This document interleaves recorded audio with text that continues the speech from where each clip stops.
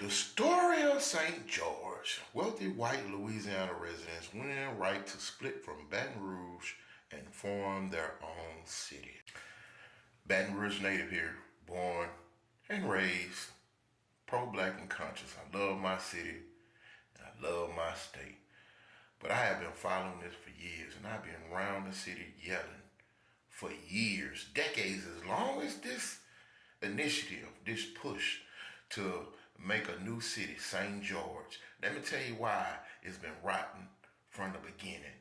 And these people are a bunch of traitorous, backstabbing ex-Baton Rougeans.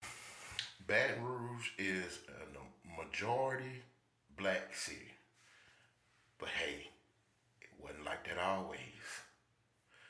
I think it turned majority black in the late 90s, early 2000s. And guess what happened not too long after Baton Rouge turned majority black?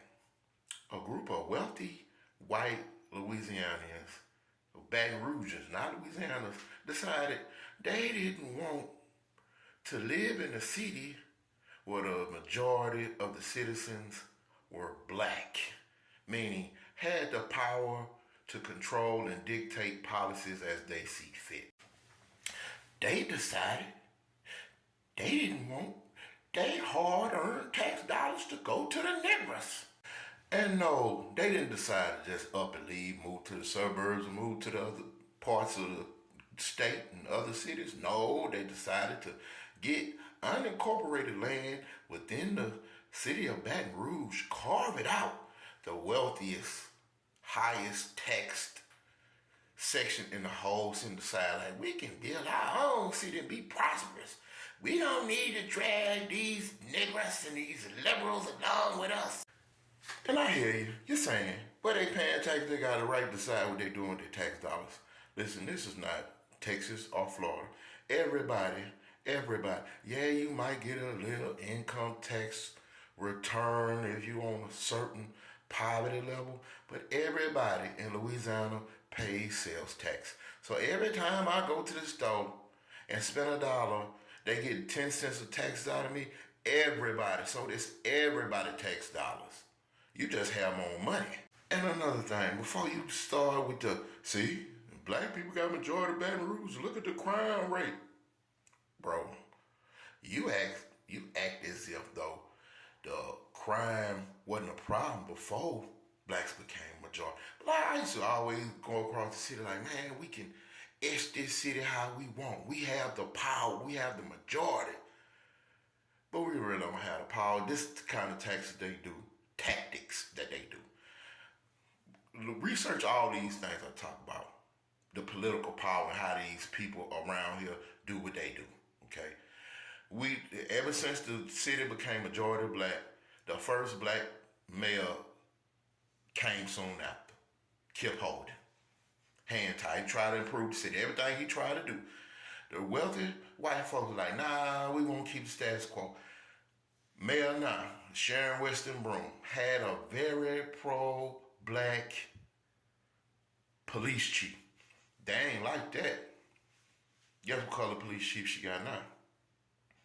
Because she got strong on.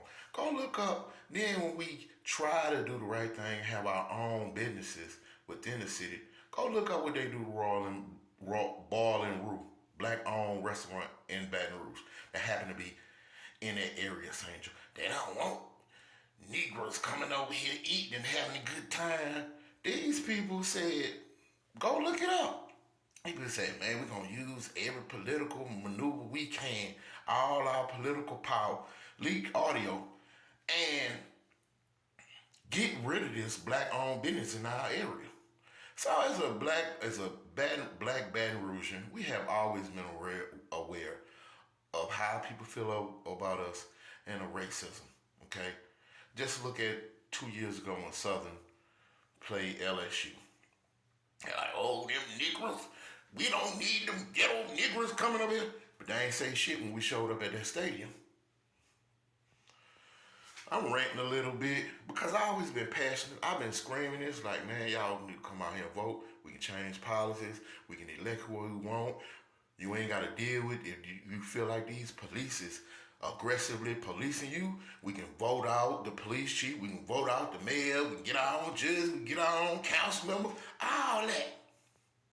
So I'm less aggravated as you might think, even though for the last decade and a half, 2 decades, these people been on a mission to separate themselves from being Baton Rouge citizens to just, I don't want to deal with the Negro population or the poor. Nah, we can't help the poor. We can't help the poor. They can take our sales tax dollars, all the taxes they take from us. Y'all think, oh, we get these poor people there $4 not a checks at the beginning of the year. But y'all don't take into account how much taxes poor people, because y'all make it seem like the real wealthy white people are the only one paying taxes in Louisiana. It's the difference between federal income tax and state income tax. And anybody know, rich or poor, like I do taxes. How many of y'all who taxes I do calling me, what my state check at, King? What my state check? Man, they don't want to give you state tax. So yeah, you might get some money from the federal government, but the state of Louisiana taking sales tax from you all the time, and 9 times out of 10, not gonna send you that $200, $300, $400 state check that you've been looking for the last 6 months. So miss me with this. These wealthy white folks are taking care of the poor and the second they feel like they had to take care of us. It was cool when they had power, when they were putting the parish prisons in the black community and disappearing all the hospitals, and it was cool with us having all the shitty school. That was cool with that. But the second we got power, we was like, nah. This issue about to change. I'm about to take my ball and go home. F you Negroes. And that's how I feel, and that's how I always felt. You're not true Baton Rougeans, because if you was true Baton Rouge, you'd care about all of Baton Rouge citizens, not just your people. So that's my 2 cents on shit that I've been saying for the last decade and a half, shit that I've been yelling. I mean, they went up for a vote like 8, 9 times. They were consistent. Before it was a city, they had St. George Fire Department. They just knew they were going to be a city. All the way to the point they had to go to the Supreme Court. Because they didn't want their tax dollars being spent on Negroes. Fuck you, we don't need you. No way. I keep telling every black person within the sound of my voice, Baton Rouge, despite what y'all think or what the media say, can be a black mecca. We, as black people, need to start uplifting the very few black majority cities that we have. I'm talking about black business owners. You need to come down here and start developing black businesses in Baton Rouge. It's a lot of opportunities. Man, they have food deserts. If one rapper come down here and open a grocery store at a location that I pointed, I'm telling you, he's going to make money hand over fist. Rick Ross, why don't you bring your chicken wings down here by Southern University campus?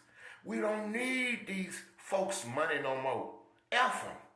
I'm about sick and tired of your ass anywhere. You won't take your ass somewhere and try to build your own city because you don't want your tax dollars to help improve the lives of less fortunate than